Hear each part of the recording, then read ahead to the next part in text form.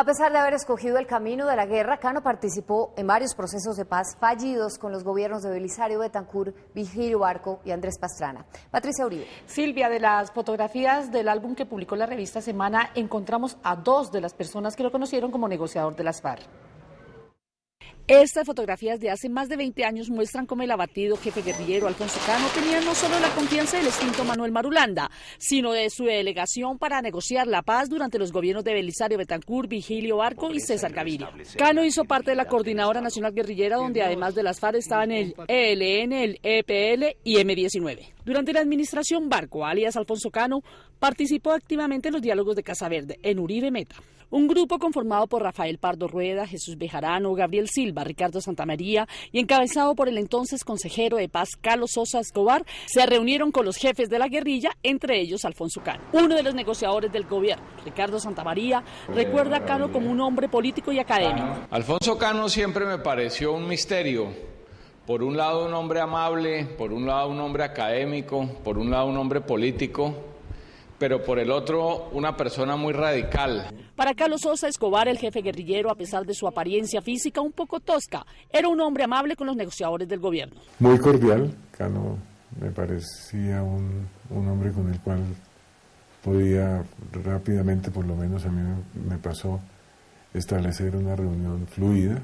Aún así, Cano era impredecible para algunos. Uno veía que detrás de su discurso lleno de ideología, uno no encontraba la verdad, uno no encontraba si estaba negociando o simplemente conversando. El 9 de diciembre de 1990 se rompen las conversaciones en el gobierno de César Gaviria. El ejército, pues, y las Fuerzas Armadas bombardean Casa Verde.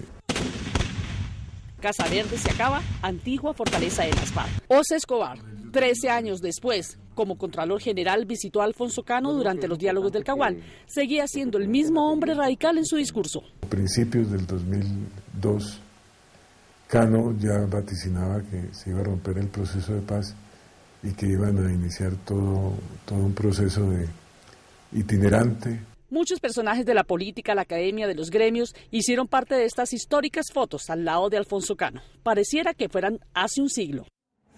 Un gran amigo de Cano, antes de que se fuera para la guerrilla, fue el exconcejal Carlos Romero, esposo de la alcaldesa encargada de Bogotá, Clara López. Con él estudió las ideas marxistas, pero a la hora de escoger los métodos de lucha, tomaron caminos diferentes. Diana Salinas. Silvia, el exconcejal Romero también recuerda que no todo era política. Les gustaba jugar póker, tomar mucho y fumar mucho. Carlos Romero tuvo la oportunidad de conocer a Alfonso Cano cuando compartieron militancia en el Partido Comunista en los años 70. En esa época, Cano aún conservaba su nombre de pila, Guillermo Sáenz. Ingresé a la Dirección Nacional de la Juventud, llamada JUCO, Juventud Comunista Colombiana. Y allí ocupé el cargo máximo que tiene la organización, que es la Secretaría General. Entonces, en ese momento, Guillermo Sáenz era un dirigente estudiantil. Pero no fue la única oportunidad que tuvieron de conocerse. También fueron vecinos de actividades políticas y lúdicas. Yo vivía en la calle 44, con carrera 13, y él vivía al frente. Entre sus recuerdos, Romero evoca aquel en el que Guillermo Sáenz jugaba póker apasionadamente. Entonces, los sábados por la tarde o por la noche nos encontramos a jugar póker con otro hombre que murió. Fue representante de la Cámara, Leonardo Posada. Sería en la casa de Posada donde Guillermo Sáenz pasaría las parrandas de su juventud antes de decidirse por el camino de las armas. En una casa en donde está hoy instalada algo que se llama la Zapatilla Roja, frente a la Javeriana. Todos los que estábamos ahí fumábamos. Pero cigarrillo barato, piel roja. Nunca voy a olvidar eso. A las 2 de la mañana se nos acababa el cigarrillo. Y salíamos a la calle a buscar las colillas. Tras las parrandas, que eran una mezcla de póker, vallenato, política y whisky, llegó el momento en el que como Partido Comunista entraron a participar en defensa de los campesinos agredidos en Río Chiquito en la coyuntura de la escalada militar en Marquetalia. Y este hecho significó el camino de las armas. Hicimos una votación, a ver quién se iba. Y cada uno de los 15 sacó un voto.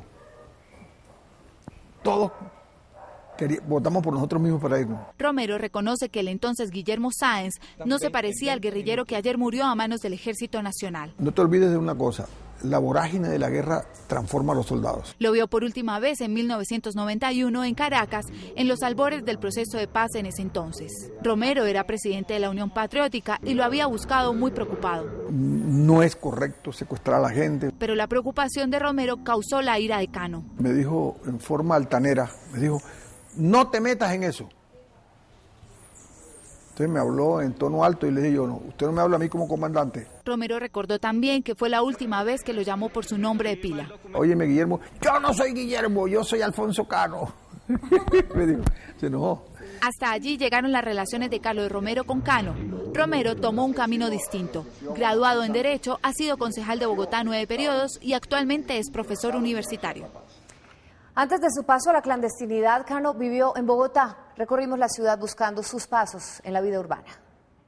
Antes de entrar a las FARC y convertirse en un líder importante de esa organización, Guillermo León Sáenz, alias Alfonso Cano, vivía como cualquier ciudadano, solo que él era un activista político en Bogotá, donde nació. Recorrimos sus lugares de residencia donde aún queda quien se acuerde de él. Cano habitó en esta casa ubicada a 4 cuadras del Palacio de Nariño, en un tradicional barrio del centro de la ciudad. Efectivamente, vivió en el barrio Santa Bárbara hace aproximadamente unos 28 años. En esta casa, que aún sigue como vivienda, pasó una larga y tranquila temporada cuando era estudiante de antropología de la Universidad Nacional. En la época que él estaba más que todo, diríamos que estudiando y parte de su trabajo. Este señor duró por lo menos más de unos 7 u 8 años viviendo en Santa Bárbara. Alias Alfonso Cano recorrió las calles de la Candelaria muchas veces e incluso habitó otras residencias como esta casa ubicada en el Callejón del Chorro de Quevedo, hoy conocido como el Callejón de la Chicha.